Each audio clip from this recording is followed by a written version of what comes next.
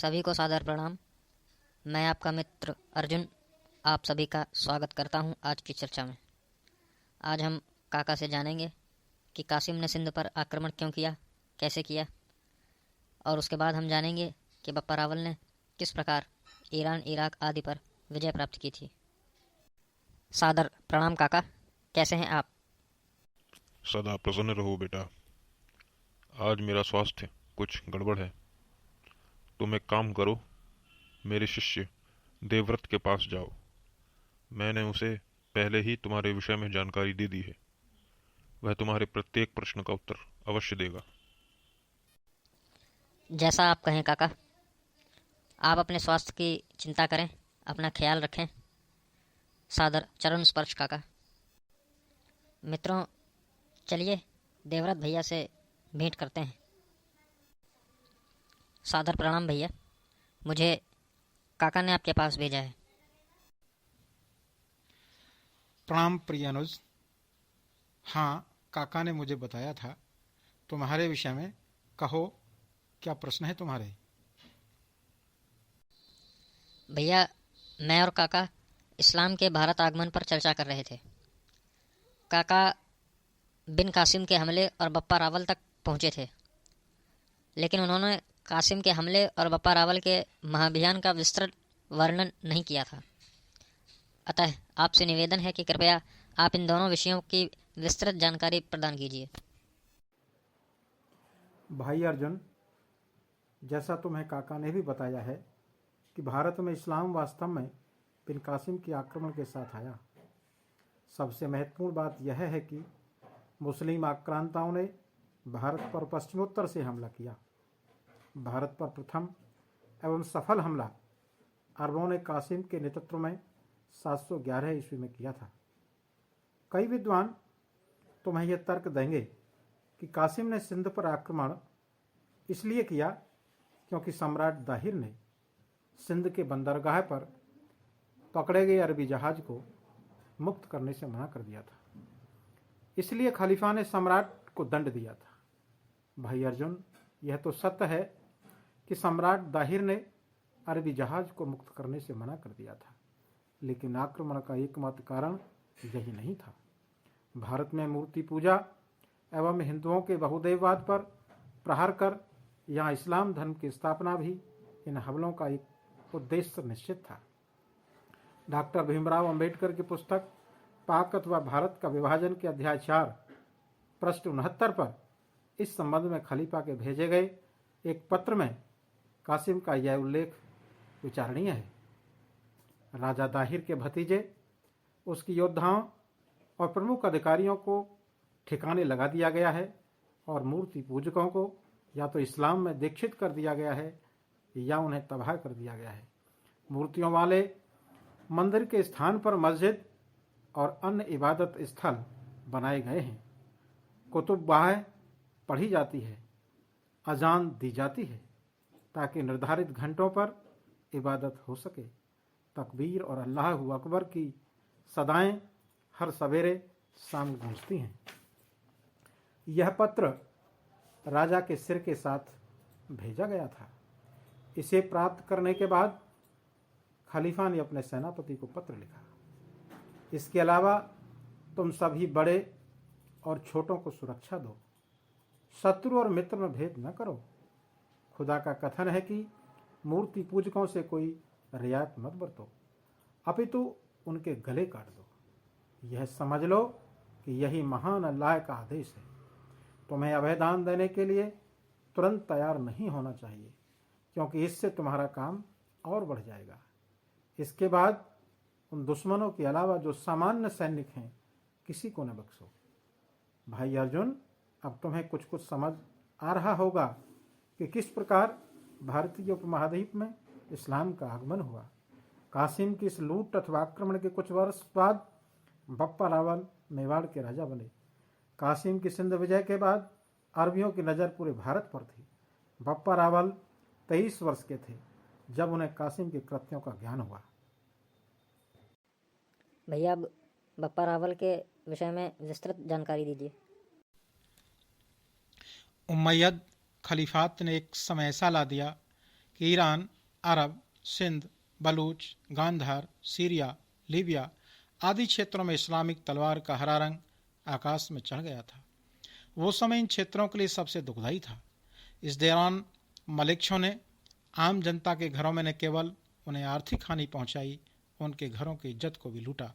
सुबह सुबह अफीम की खुराक लेने के बाद ये मलेच्छ जनता का सभी प्रकार से दोहन करते थे।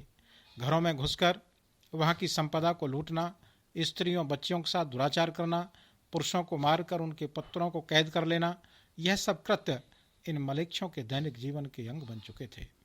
सनातन को सबसे पीड़ादायक आघात तब लगा जब सिंध सम्राट दाहिर की पराजय हुई। इसी पराजय का फल आज तक समस्त हिंदू समाज भोग रहा है। जब जब सनातन संस्कृति के विरुद्ध कोई कार्य छोटे या बड़े स्तर पर हुआ, तब तब समस्त संसार को हानि हुई। सनातन केवल उनके लिए नहीं है जिन्हें हम आप समझते हैं, सनातन समस्त प्राणियों के लिए है। इसी संस्कृति के अंतर्गत सब कुछ है। जो कुछ है इसी संस्कृति में समाहित है। सिंध के राजा ब्राह्मण थे। सम्राट दाहिर भी अन्य ब्राह्मणों की भांति विनम्रता के मूर्त रूप थे। वेद पाठ, शास्त्र अध्ययन आदि उनके दैनिक कार्य थे। उनका युद्ध कलाओं, घाव, रक्त आदि से कोई सरोकार नहीं था। उनके राज्य में पूर्ण रूप से धर्म का पालन होता था, इसलिए उनके राज्य में कभी हिंसा हुई ही नहीं। लेकिन समय की आंधी ने सम्राट दाहिर और उनके धर्म आधारित राज्य को भी उखाड़ दिया, क्योंकि राज्य अकेले धर्म से नहीं चलता, धर्म और सामर्थ्य से ही राज्य सुरक्षित होता है। कासिम ने सिंध की स्त्रियों के नरमुंडों को हाथ में लेकर राजा दाहिर से भेंट की। लाल सुर्ख आंखें, हाथ में नरमुंड कासिम को असुर लोक का प्रतिनिधित्व घोषित कर रही थीं।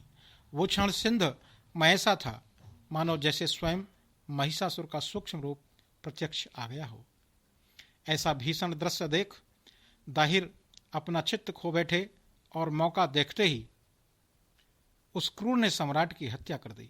सम्राट के वध के बाद सिंध में हाहाकार मच गया। कासिम की सेना ने ऐसा उत्पात मचाया कि आम जनता लगभग समाप्त हो गई। अधिकतम मारे गए, बचे कुचे भाग गए और बाकी भैंसे मुसलमान बन गए। इस क्षेत्र का अधिकतम धन कासिम ने लूटकर अरब के खलीफा के खजाने में जमा करा दिया। राजा दाहिर की 2 पुत्रियां थीं। कासिम उन दोनों राजकुमारियों को अपने खलीफा को भेंट स्वरूप देने के लिए अपने साथ ले जा रहा था, किंतु यात्रा के दौरान मार्ग में एक दिन उचित अवसर पर जब कासिम शराब में पूर्णतः चूर था, उन वीरांगनाओं ने कासिम को गधे की खाल में जिंदा सिल दिया। कासिम तड़प तड़प कर और सड़कर मरा। बाद में दोनों बहनों ने एक दूसरे को मार दिया था। कासिम की मृत्यु के बाद खलीफात का वर्तमान भारत में कुछ अधिक प्रभाव नहीं रहा, लेकिन वर्तमान के सिंध, बलूच, अफगानिस्तान, ईरान, इराक आदि में इन्होंने भयंकर माटकार मचा रखी थी। इसी बीच एक ऐसा व्यक्ति जन्मा जिसके राज तिलक के लिए स्वयं ये धरा व्याकुल थी। एक ऐसा योद्धा जिसने न केवल मलेच्छों का विनाश किया अपितु सामर्थ्य अनुसार सनातन संस्कृति और धर्म का विस्तार भी किया। बाप्पा रावल भारतीय इतिहास का वो नाम जिसे आज भी उन्हीं के वंशज ठीक से नहीं जानते। रावल केवल 21 वर्ष के थे तब उन्हें सिंध सम्राट दाहिर और उनके परिवार पर हुए अत्याचार का संज्ञान हुआ। सम्राट दाहिर की घटना और वर्तमान रावल साहब के समय लगभग 80 वर्ष का अंतर था, लेकिन ब्राह्मण अपमान और इतना बड़ा नरसंहार रावल को स्वीकार नहीं था। उन्होंने तय कर लिया कि जैसे श्रीमान परशुराम जी ने हय्यई वंश को 21 हमलों में पूर्णतः ध्वस्त कर दिया था, ठीक उसी प्रकार मैं भी इन मलेच्छों को कम से कम हमलों में धरती से विहीन कर दूंगा और वीरभोग वसुंधरा के लिए नए आयाम स्थापित करूंगा। उस समय रावल के पास लगभग 20 से 25 हजार का सैन्य बल था। उन्होंने इसी सामर्थ्य से सिंध की ओर मुंह किया और जल्द ही उन्होंने सिंध समेत आसपास के कई क्षेत्रों में केसरिय झंडे को शिखर पर स्थापित करने का काम किया। लेकिन आगे की यात्रा उतनी सुलभ नहीं थी जितने वे चित्तौड़ में बैठ कर के सोच रहे थे। यहाँ कर वे आगामी परिस्थितियों को भांप चुके थे। इस कारण उन्होंने इन क्षेत्रों में अपने प्रतिनिधि नियुक्त किए ताकि स्वदेश लौटकर आगामी रणनीति पर विचार कर सकें। वापसी के बाद उन्होंने आर्यावर्त के तमाम राजाओं को एकत्रित किया और एक महासंघ बनाने की नीति बनाई। सबसे अधिक लूट हमले जैसलमेर ने देखे थे, इसलिए उन्होंने सर्वप्रथम जैसलमेर को आमंत्रित किया और जैसी आशा थी उसी के अनुरूप जैसलमेर ने रावल के प्रस्ताव को स्वीकार किया।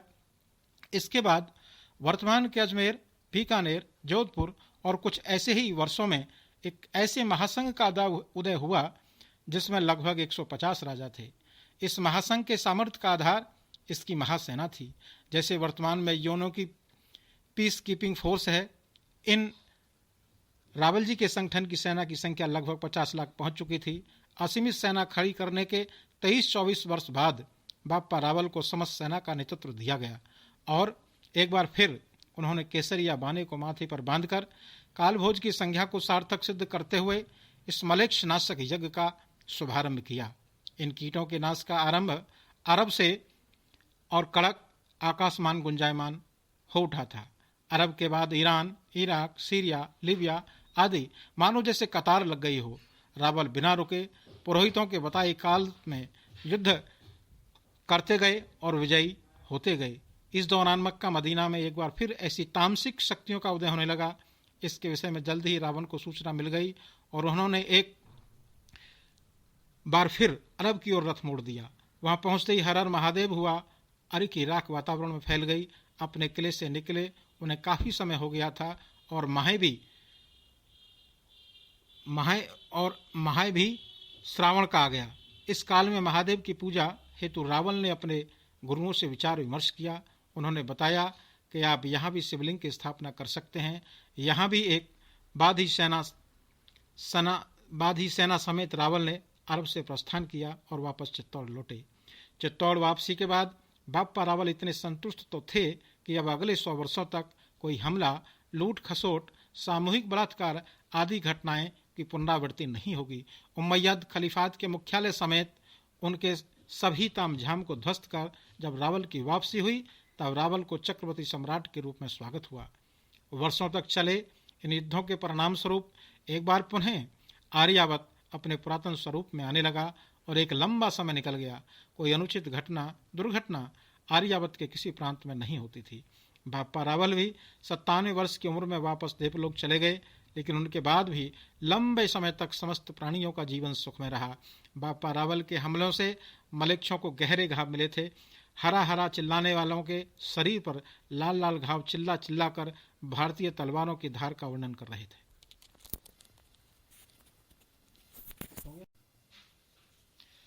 आगे की चर्चा अगले सत्र में करेंगे भाई। जी भैया, अब मुझे आज्ञा दीजिए। सादर चरण स्पर्श भैया। मित्रों, आज हमें देवव्रत भैया ने कासिम के आक्रमण की विस्तृत जानकारी दी और यह भी बताया कि किस प्रकार एक भारतीय शासक ने कासिम के नरसंहार का प्रतिशोध लिया। आशा है आपको वीडियो पसंद आया होगा। मिलते हैं अगले वीडियो में। सभी को राम राम, जय जिनेंद्र, नमो बुद्धाय, सत श्री अकाल, जय हिंद।